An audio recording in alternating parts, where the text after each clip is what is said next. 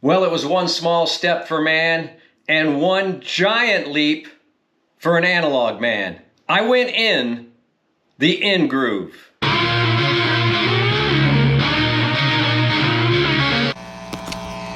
Hi, I'm Bob, and you are in the United States of Analog, and I am in the United States of Analog. We're all here together, and I'm coming to you today impromptu, without my usual cap, without any actual hair product at all. I'm letting my freak flag fly today. I don't care, because I'm excited.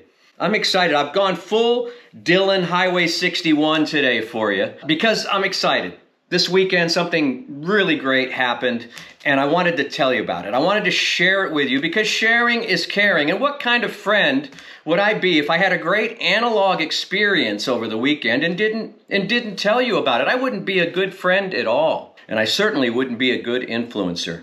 Now, my wife and I last weekend went to Phoenix, Arizona, more specifically Scottsdale, Arizona, where the elderly go to retire because the weather is hot, the humidity is low, and the restaurants are plentiful because no one wants to cook after the age of 65. I'm guessing. That's just a guess. But don't look up my Wikipedia page. But listen, we were there because many months ago we had booked passage to Phoenix in anticipation of Bruce Springsteen's appearance there. As we know, as rock and roll fans, that tour, the fall part of it anyway, for 2023, got postponed and pushed to 2024. So Bruce is not going to Phoenix or anywhere else until 2024. And if I know Bruce, and I think I do, not personally, though I've met him a couple of times, he's going to tour probably in the 25, 26. Who knows? Who knows when he's going to stop? And good for him. Good for him. And we hope he's doing well. And Bruce, if you're watching this at home on YouTube, yeah, best wishes to you, and we hope you're having a speedy recovery and you come back stronger than ever.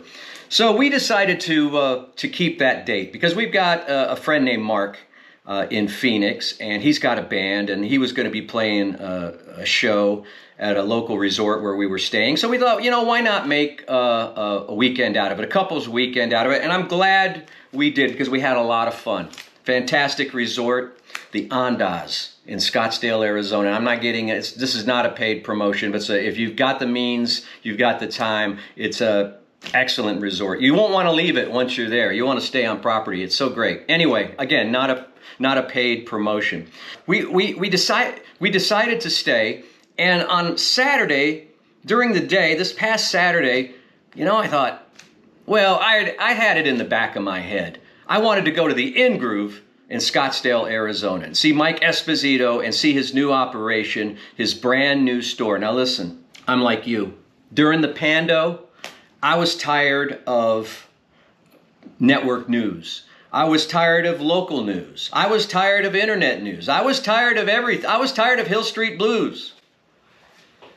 But I leaned into YouTube because that's what my kids were doing. I was watching them, observing them. They were leaning into YouTube. They always have.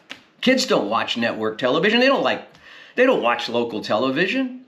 They were watching YouTube. And so during the Pando, I got into, I think it was Steve Guttenberg first, popped up in my feed, because I was getting, like you during the Pando, getting interested again in music and new equipment and maybe fluffing up the record collection a little bit. And so I got into Gutenberg, and then I got into my friend Cheap Audio Man's YouTube channel. Then I got into A-Rob, and I got into the British audiophile. That guy is so dapper, it's unbelievable, right? Now he should be on network TV. He's that good. He should be on the BBC. And then I got into, who else did I get into? Melinda Murphy, and the guy with the beard that does the turntables. I can't remember his name. He's got a flying saucer on his shirt. I hope he's still doing videos. Another guy I got into was Mike of the In Groove, and it was kind of fun watching him do his live shows on the weekend and watching his record store day live feeds and watching his Thursday release videos for the following Friday there. And so anytime I go to Phoenix, I make it a point to go to the In Groove. Now, the last time was I was in Phoenix or in Scottsdale area, it was in the middle of the pando. And the pando is short for the pandemic, of course. I've used that phrase about 3 times now. I hope it sticks. I should copyright it. But when I went in the middle of the pandemic, you know, everybody was a little standoffish. I kind of introduced myself to Mike, and, you know, it didn't go great. And that's kind of what I've expected. He seems like a super private, quiet kind of dude when he's not on YouTube. And I let it slide, and I bought some records, and I left, and I'm still glad I went. But now he's got a brand new store. He's not in a strip mall anymore. He's in a brand new one-off standalone building, and it's fantastic. The new In Groove in Scottsdale, Arizona is a fantastic record store. Ample free parking, all right? Now that's my first requirement for any record store. I want ample free parking. My second request is that you have a clean restroom, because I get the pee-pee dance. I've talked about this before. I get the pee-pee dance when I'm in a record store. Now, you probably do too. It's some kind of Pavlov's dog response that whenever I'm excited, and then, you know. But you know what? I meant to go in and see if he had a restroom in this location. I hope he did. But anyway, that's beside the point. I didn't need it. I prepared, and I deprive myself of any liquid refreshment for 12 hours before I went in. Anyway, I took this picture before we went into the In Groove outside by the new sign, and it felt like a pilgrimage to me. You know, this to me, there are record stores, and we've got great ones here in Austin, and my home record store is Piranha Records in beautiful Crime Free Round Rock, Texas. This was something else. This is like a pilgrimage, because I've watched this guy on YouTube, I've seen this store, I've watched the stand-ups, and it was like a pilgrimage. It was like a religious pilgrimage to Mecca to go. And, you know, my wife pretended like she was excited, though I will say she's been getting into vinyl lately. A little bit. Yeah, we went inside, and sure enough, there he was. There was the man behind the counter. He was sitting down. I don't know if he was cleaning records or doing the books or whatever he was doing, but he looked busy. And I walked straight up to the counter, and there was no one else in the store, which was kind of odd for a Saturday. I'm sure he had some people back in the warehouse or whatever, but I went up and I introduced myself. I reintroduced myself. I didn't tell him that we had crossed paths before, but I'd mentioned to him that I tried to get him on my radio morning show a few months back when he was here for the Austin Record Convention, but the word didn't get to him, and he said he wasn't feeling well. So that's kind of started the conversation, and he was still a little standoffish, and I get it, you know.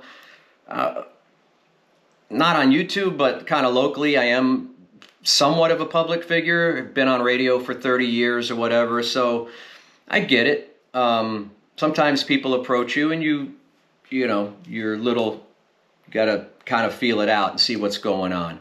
But I talk to a lot of fans when I'm out and about at stores and things, shopping and things like that. So we started shopping for records, and I was looking for some stuff, and I did, you know, the thing about going to the In Groove, and this is a tip for you if you ever get to go, and if you go to Phoenix, you definitely should hit the In Groove. I mean, it's a must stop, right?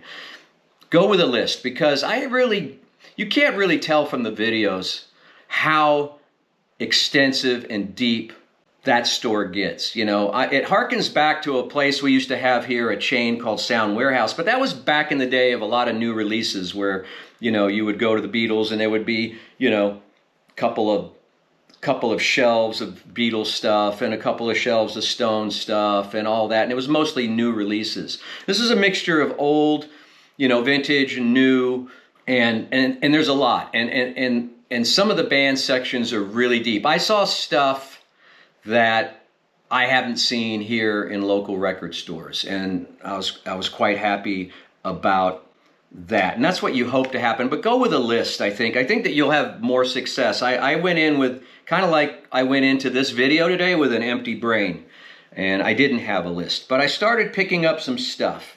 And here's some of the stuff that I got. Now, I'm a big J. Geils fan, all right?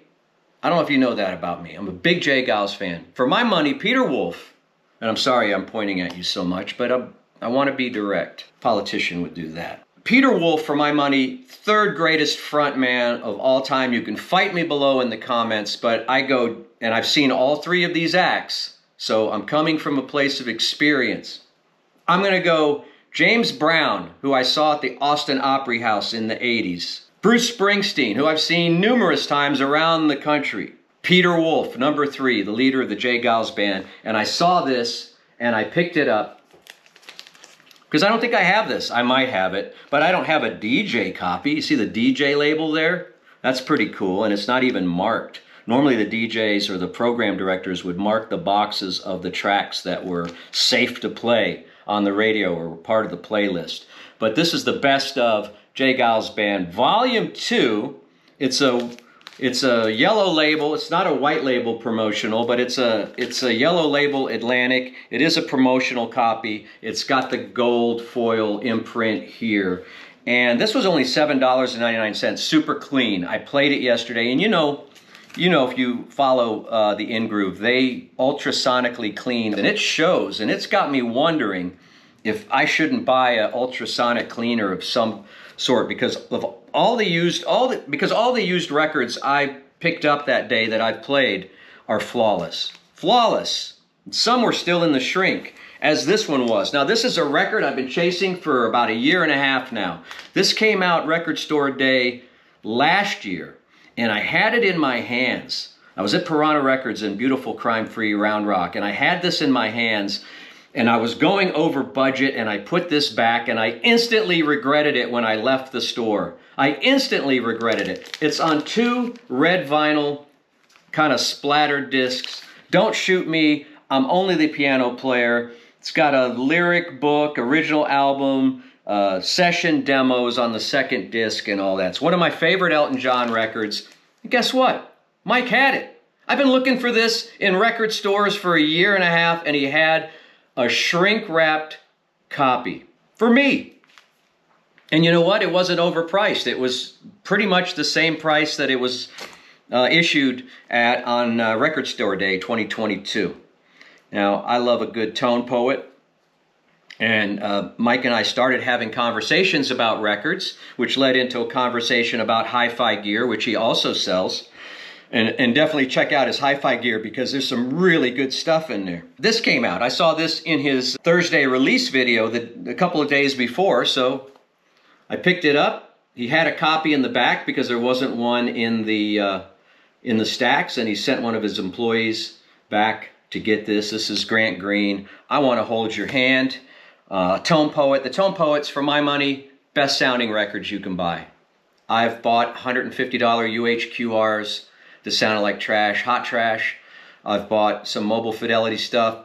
Most of it's good. Some of it, questionable. But for 40 bucks, these things hit every time. They hit every time.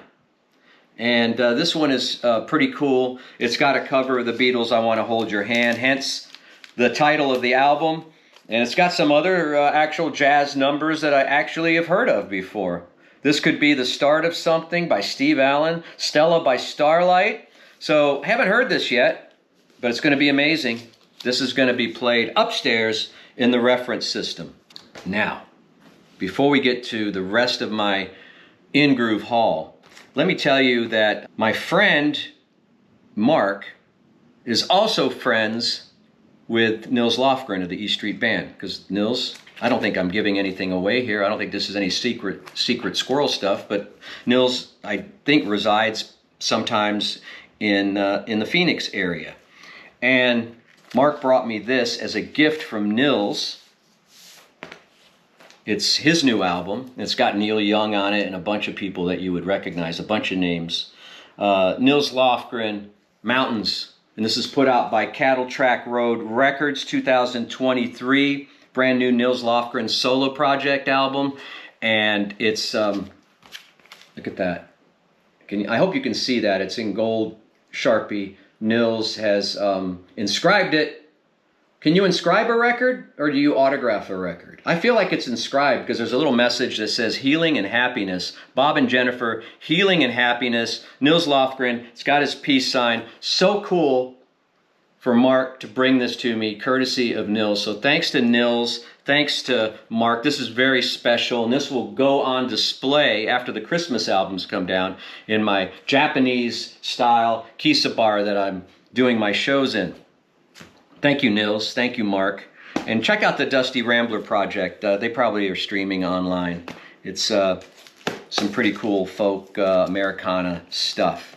Now, where are we? Where are we? Back to the haul. Mike and I had a good time talking about Bruce Springsteen, because I know from watching his channel that Mike is not a fan of Bruce Springsteen. I mean, you could take him or leave him, right? I'm a super fan. Maybe not as big of a fan as you are, because some of you guys are crazy. Some of you guys don't even have jobs. You just follow Bruce on tour. I can say I've probably seen him maybe a couple dozen times over the years, since about 1976 or so. And I saw this. This is also, this is called a demonstration record. Not for sale. It's right on the label. It says not for sale right there. And I haven't seen this cover before. I don't think. Maybe I owned this back in my previous record collection. I don't remember, though, this color scheme. This is a 12-inch, let's call it an EP, because on side 1 is Born in the USA. It's at 33 1/3. On side 2, we've got Shut Out the Light, Pink Cadillac, Jersey Girl, the Tom Waits song, and Santa Claus is Coming to Town. I had, you know, it's December. I had to get it. And again, this was priced to move, still in the shrink, and very fortunate to have this because I do collect Bruce stuff. I don't have this. I think the colorway on this cover is super cool.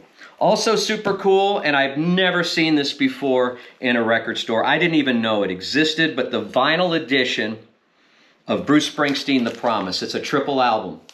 These were outtakes from, I believe, I want to say Darkness on the Edge of Town.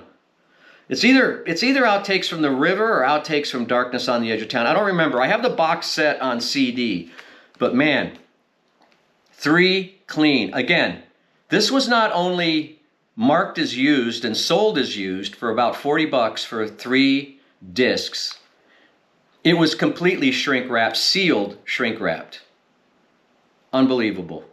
Unbelievable. This was out a while ago. It seems like it was just yesterday, but it's been out for a while. Great photos inside. It's got a slip, kind of a slip cover that the 3 discs go in. Of course, I store my stuff the professional way.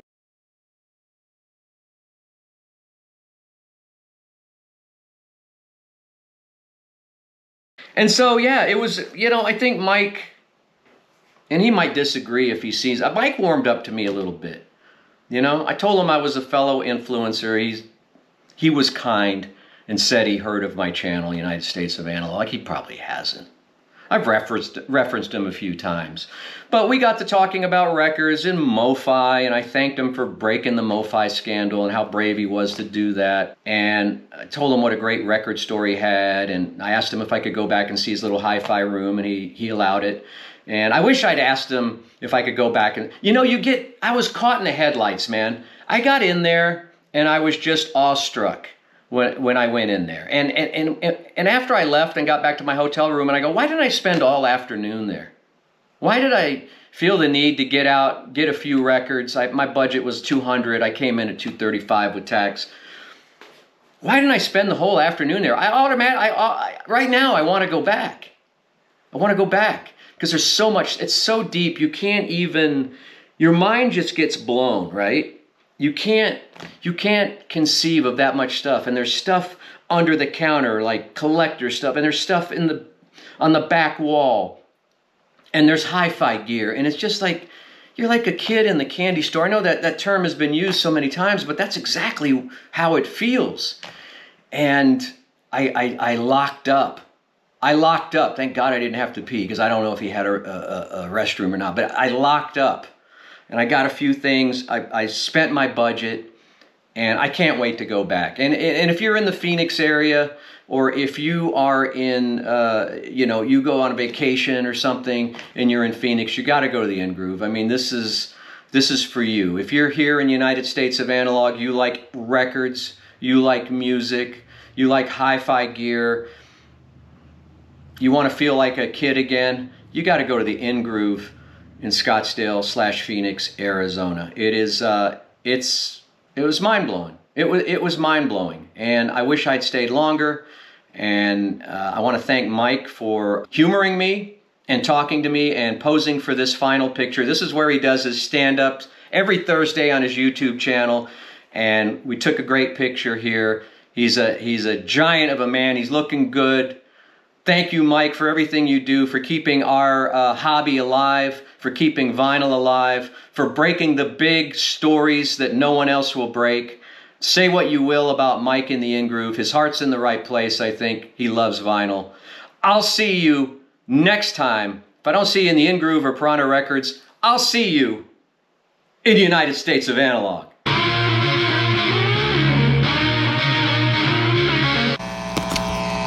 Oh man, that was frenetic, a little bit frenetic, but that's all right. That was off the cuff, no teleprompter, you know, no script.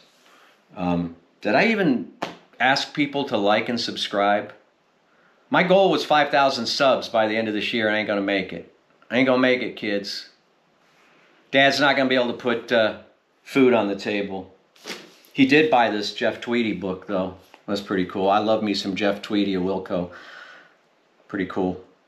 I want to break into this today. Thank you, Jeff Tweedy.